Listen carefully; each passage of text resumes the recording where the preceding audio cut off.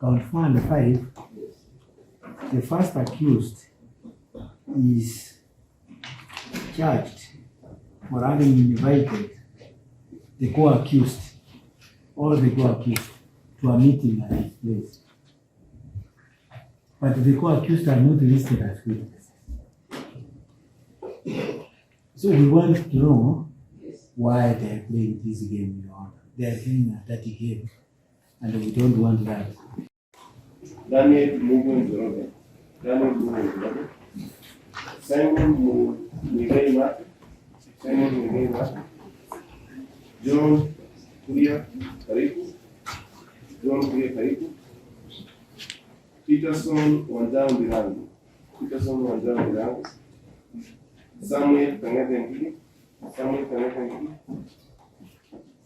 Julius Ndunu Kama, Peter Njenga Wambu, Philip Kagiri Njoroge, Peter Njoroge Kunude, na mwisho wa Joel Ira. English or Swahili, kuna mwenye angependa Swahili? Uko sawa na English na Swahili? Tusome mashtaka. Shtaka la kwanza ya kuwa wanachama wa kundi haramu, hiyo ni kinyume na sheria.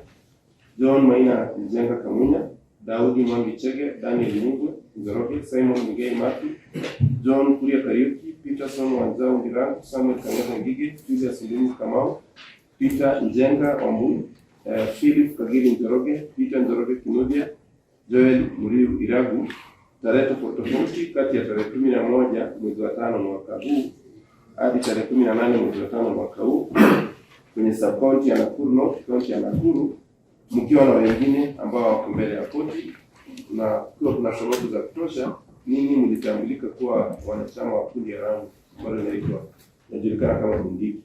Ni kweli ama si kweli? John Maina Njenga Kamunya? Si kweli. Daudi Mwangi Chege? Si kweli. Daniel Mugwe Njoroge? Si kweli. Simon Mugei Matu? Si kweli. John Kuria Kariuki?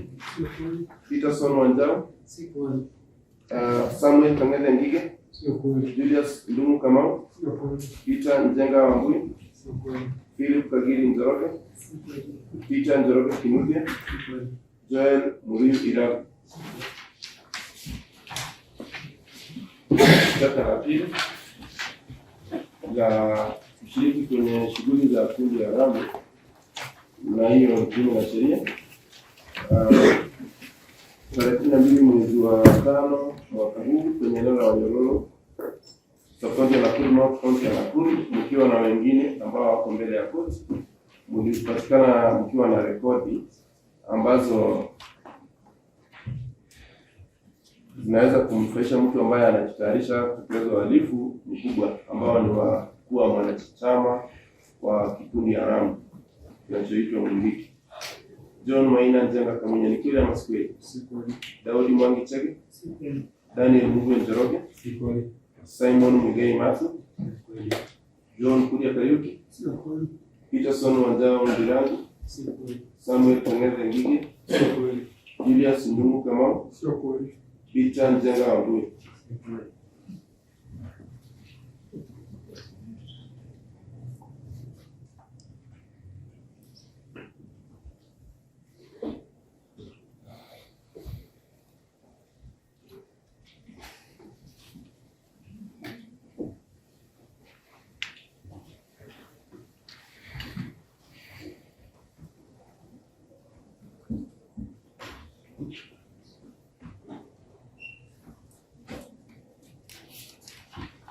Yes. Shtaka la tatu, kushiriki kwenye shughuli za kundi haramu, na hiyo ni kinyume na sheria. Tarehe 11 mwezi wa 5 mwaka huu, eneo la Wanyororo, sub-county la Nakuru North, county ya Nakuru, ikiwa na wengine ambao hawako mbele ya koti, ulihudhuria mkutano ambao madhumuni yake yalikuwa kuhimiza uungwaji mkono kwa kundi haramu la Mungiki na vile vile kuendeleza shughuli za kundi hilo. Hiyo ni kweli ama si kweli? John Maina Njenga Kamunya. David Mwangi Chege. Daniel Mungwe Njoroge. Simon Mugei Matu. John Kuria Kariuki. Peterson Wanjao Ndirang. Samuel Tengeze Ngige. Julius Ndungu Kamau. Na Peter Njenga Ambui.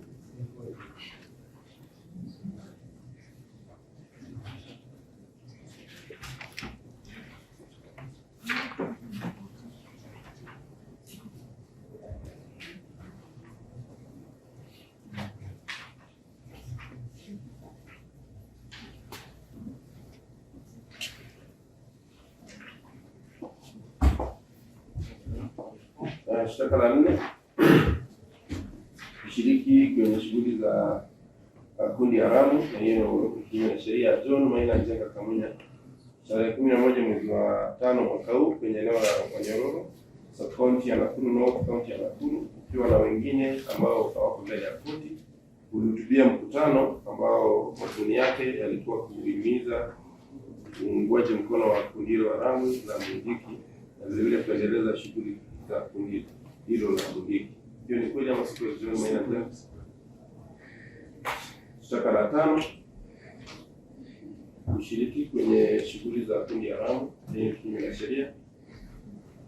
John Maina Njenga Kamunya tarehe 11 mwezi wa 5 mwaka huu eneo la Wanyororo, sub-county ya Nakuru North, county ya Nakuru, ukiwa na wengine ambao hawako mbele ya koti, uliwaalika Daudi Mwangi Chege, Daniel Mungwe Njoroge, Simon Mugei Matu, John Kuria Kariuki, Peterson Wanjao Ndirang, Samuel Tengeze Ngige, Julius Ndungu Kamau, Peter Njenga Ambui kwenye mkutano ambao madhumuni yake yalikuwa kuwapa maagizo yanahusiana na kundi haramu la Mungiki.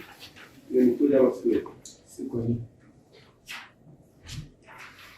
Shtaka la 6 ni la kushiriki kwenye shughuli za kundi haramu na hiyo ni kinyume na sheria. John Maina Njenga Kamunya tarehe 11 mwezi wa 5 mwaka huu eneo la Wanyororo, sub-county ya Nakuru North, county ya Nakuru, ukiwa na wengine ambao hawako mbele ya koti, uliruhusu boma lako litumike na Daudi Mwangi Chege, Daniel Mungwe Njoroge, Simon Mugei Matu, John Kuria Kariuki, Peterson Wanjao Ndirang, Samuel Tengeze Ngige, Julius Ndungu Kamau na Peter Njenga Ambui ambao walikuwa na wengine ambao wako mbele ya koti, ili waandae mkutano ambao ulikuwa unahusika na shughuli za kundi haramu la Mungiki. Hiyo ni kweli ama si kweli? Si kweli.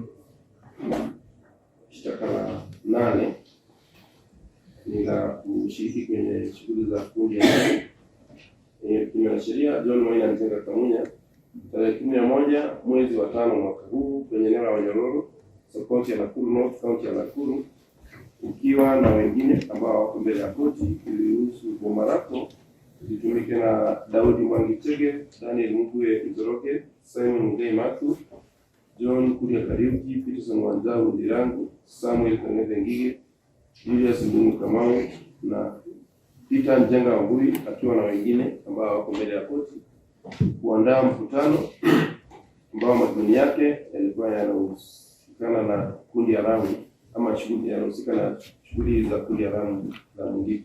Hiyo ni kweli ama si kweli? Tuna shtaka la 8, kupatikana na bunduki bila cheti cha kumiliki bunduki, na hiyo ni kinyume na sheria. John Maina Njenga Kamunya na Daudi Mwangi Chege tarehe 12 mwezi wa 5 mwaka huu eneo la Wanyororo, county ya Nakuru North, county ya Nakuru, pamoja na mwingine ambaye yako mbele ya koti, ulipatikana ukiwa na bunduki ya pistol inajulikana kama Tokarev ambaye nambari yake usajili ilikuwa imefutika bila kuwa na cheti cha kuruhusu kumiliki kwa bunduki. Hiyo ni kweli ama si kweli? John Maina Njenga Kamunya. Si kweli. Daudi Mwangi Chege. Shtaka la 9, kupatikana na risasi za kutumika kwa bunduki bila kuwa na cheti cha kumiliki silaha hizo ama bunduki ni kinyume na sheria.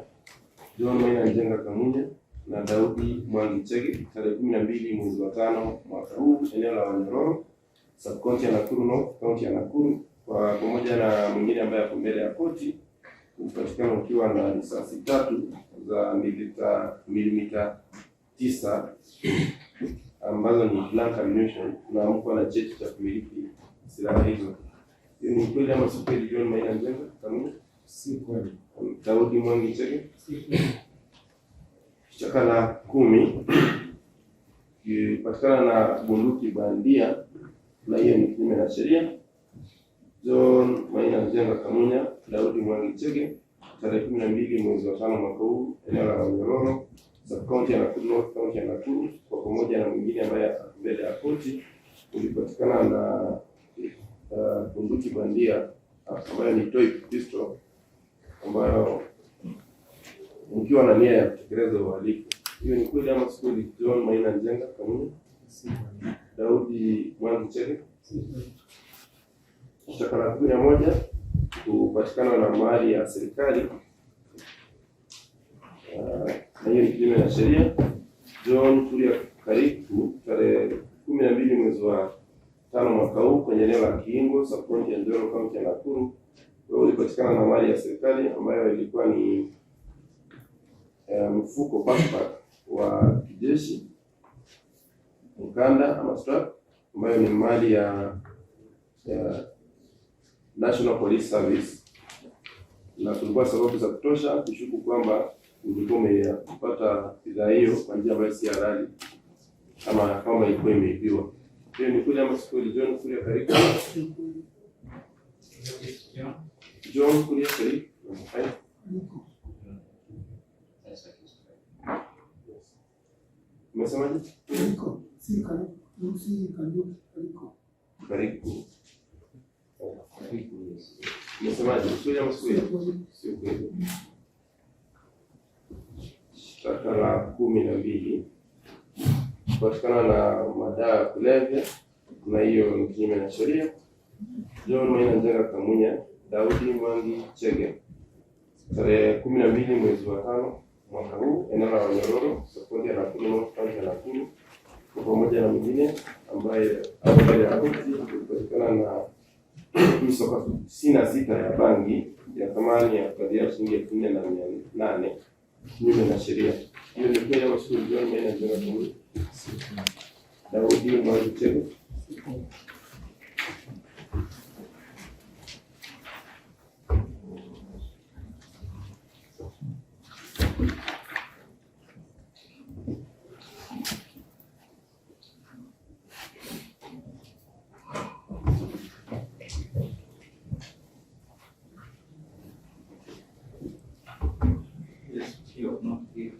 For the accused persons in their respective charges.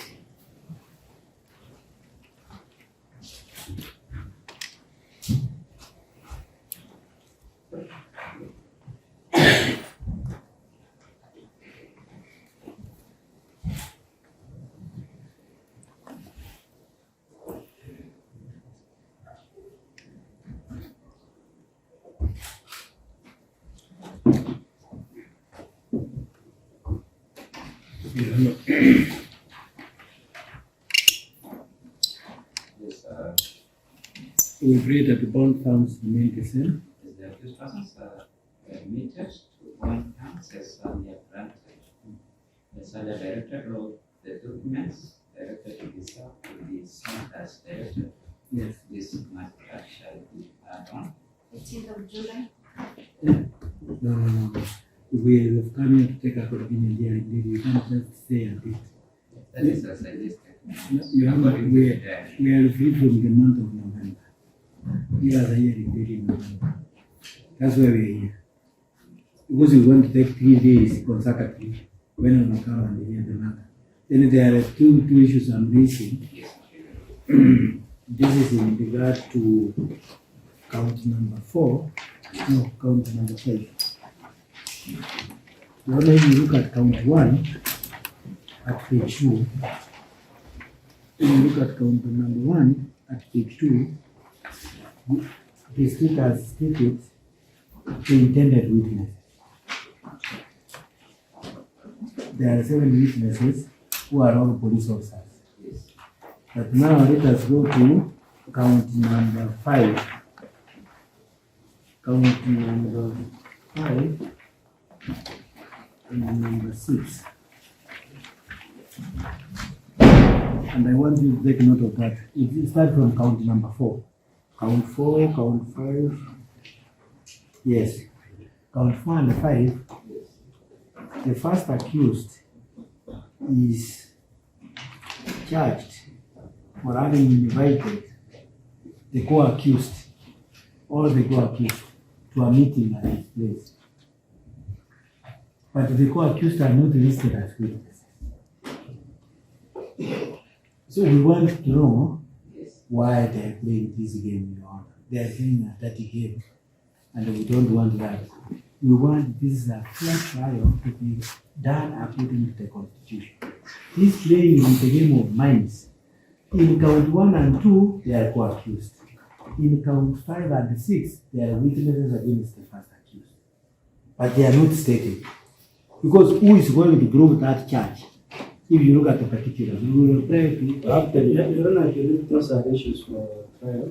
But Your Honor, we have not been given the bundle. Yes. So we want, in your quest of giving us the bundles, we want that issue addressed because it brings the complication of complexity of the charge sheet.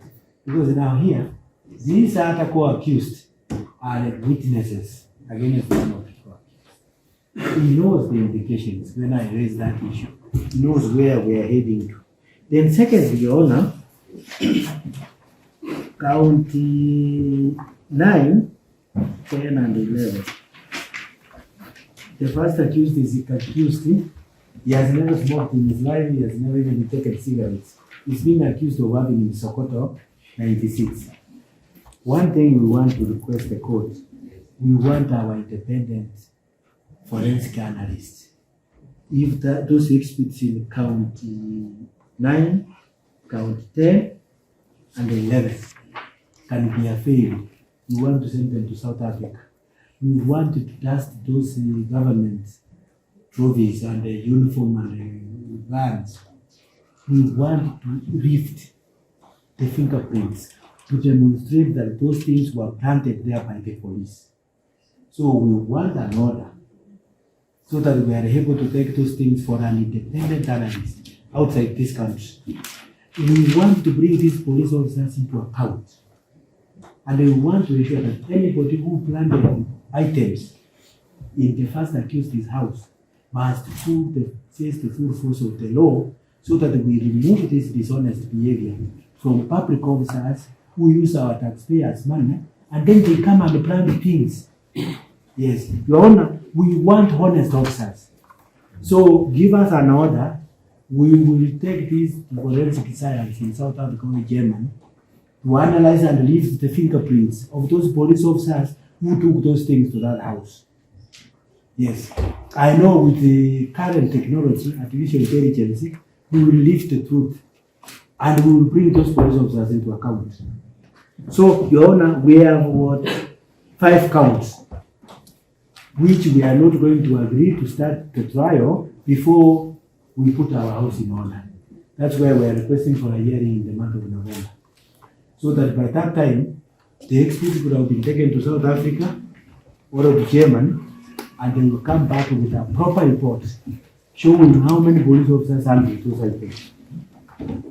Your Honor, people must live according to our new constitution, transparency and the integrity of the process, and Article 10, Clause 2C of the Constitution. We are questioning the integrity of this investigation, and we want to question it scientifically. And we are ready to spend to ensure that we get down to the truth. So, Your Honor, we need that order, that the DCI releases those exhibits in count 9, 10, and 11 for purposes of forensic analysis outside the country, and we pray that you strike out count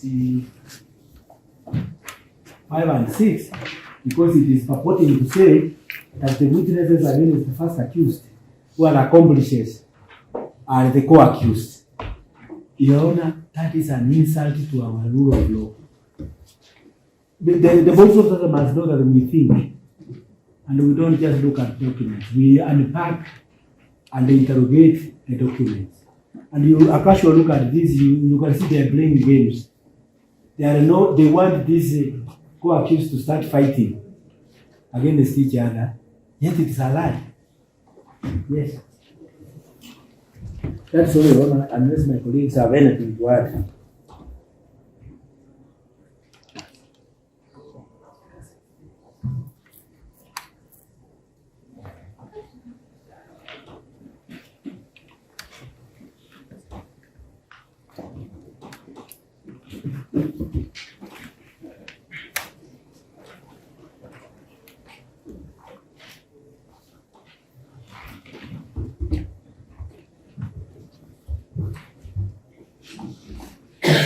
Yes, sir.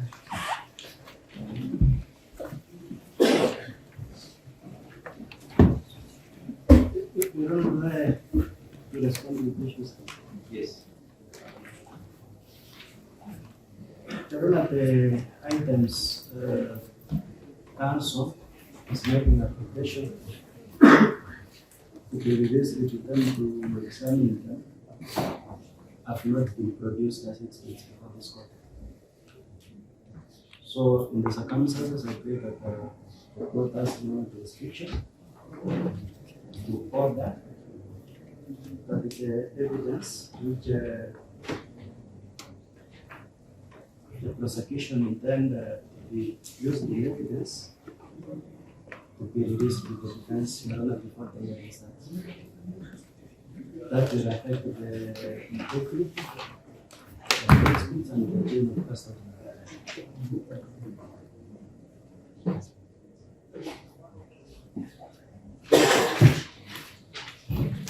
There is another issue which was raised with respect to the accounts which have the co-accused persons. The owner submitted the accounts are proper before you, and we have witnesses who are going to prove the same. We have included the co-accused persons as witnesses. It appears that counsel wants to settle the case of the prosecution, which is not proper. So those issues will be canvassed within the investment. Your Honor, my colleague will respond. Permission from my senior. I wish to briefly respond to the sentiments by the ODPP, and I wish to refer the court to Article 52J, and I read it to the court that every accused person or every person has a right to have any dispute that can be resolved by the application of the law decided in a fair. Let me read it too. Every accused person has a right to a fair trial, which includes the right, J, to be informed of the evidence that the prosecution intends to rely on and to have reasonable access to that evidence.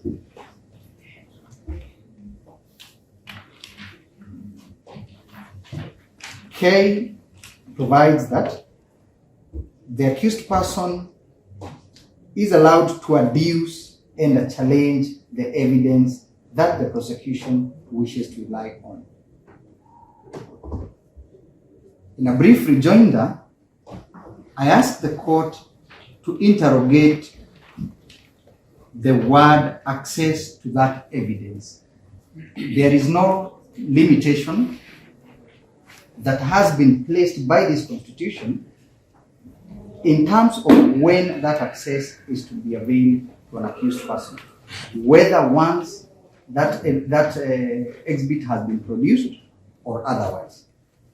Therefore, I humbly submit that the Constitution, being the supreme law, has granted an access to the accused persons to have reasonable access to be able to challenge. And one manner of challenging that evidence is having an independent analyst verify, lift fingerprints, and see whether that evidence had been tampered with previously before we can start the trial.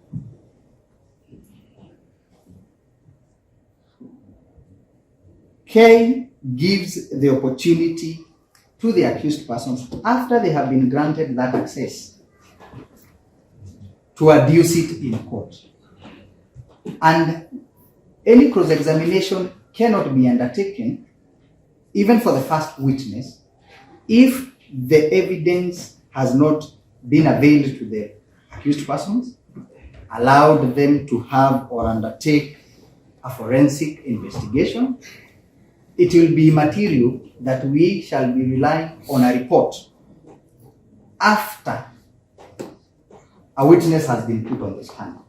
Therefore, it is paramount in respect to Article 52J to have that evidence availed, to have that evidence in conjunction, if that is what the prosecution fears that it will be interfered with, in conjunction with the prosecution,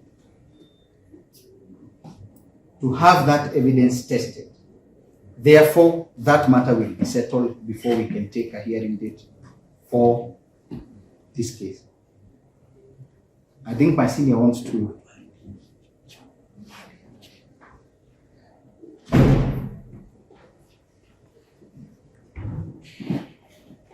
Therefore, briefly, I wish to rest my submissions on that.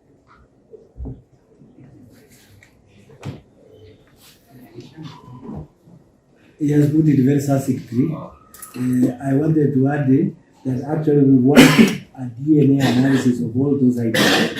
We will have a chance to even reply. We want to use technology to ascertain the extent of interference by police, gathering items, going to dump them in a suspect in order to fix. That is an evil intention. Those are not people we should support with our taxes. So we wanted to ascertain the truth. Why are people who have taken an oath to protect the law behaving badly like that? Just to fix somebody for political ends. So we want to know whether people must sustain themselves in political power by using others, using the police. And you remember this problem was there previously. The current regime is complaining that it cannot be used to be misused. Now we want to see where they are misusing the police. Yeah. It's the same forest, it's the same monkeys. We rest our case here.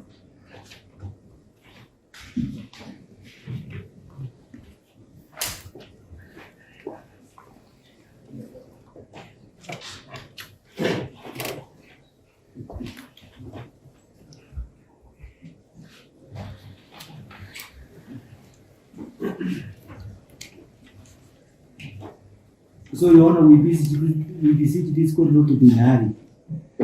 We want you to know the full extent of this political persecution.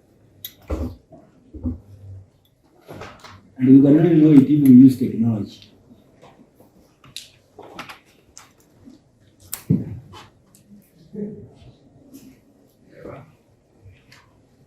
Consider the application on the 18th of July 2023. The solicitor, the attendance of the accused persons dispensed with. On 18th, Yes. that's when you will give the ruling. Yes. Respecting the hearing of the matter, not be addicted, not unless requested. Yeah? I'll give you a date for hearing on the substantive suit. It will be the preliminaries before that date. Okay. I'll give you a date in November. Yeah. 7th of November. 7? 7th November. 1 second.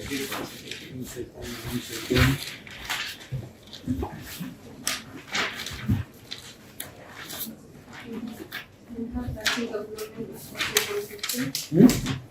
Yes. 7 is okay? 13th. Yes? 13th of November, 13th. 2015. You understand?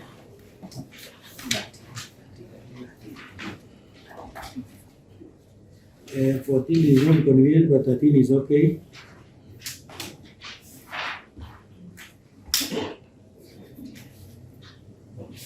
You think 14? 15 is okay. You can take 13, 15, and 16. No, 13, 14, and 15. 14 is not convenient. Where we have the running days. 50 consecutive 20th, successive days. Eh? 20th November. You think why not 7 or 7, 8 and 9? 7, 13, and 15. These are not consecutive.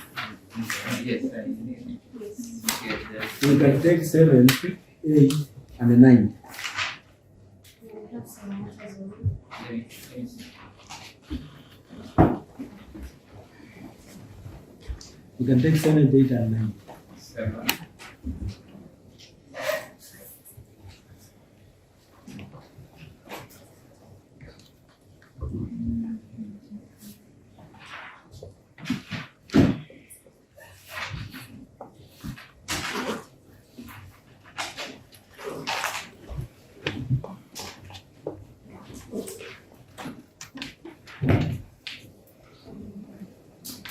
Can we how about 20th?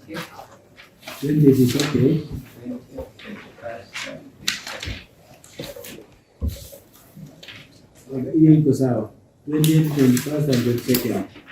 That is right. That's okay. Libero, substantive case of the atom 22, 21st, 22nd of November.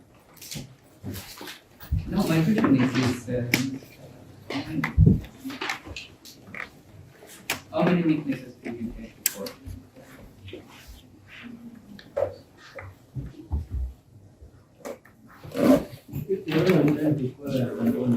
Which one? Yes. I think we should. Just close those keys.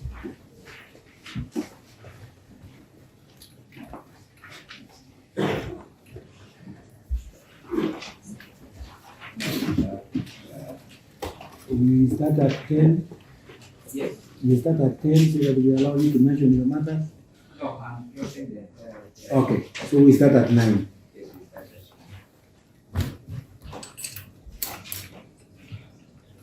But for the ruling and application, it shall be on 18th July.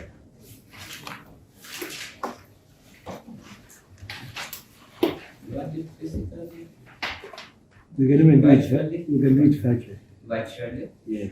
Yeah, 18th July, virtually at Okay, good. 2 p.m.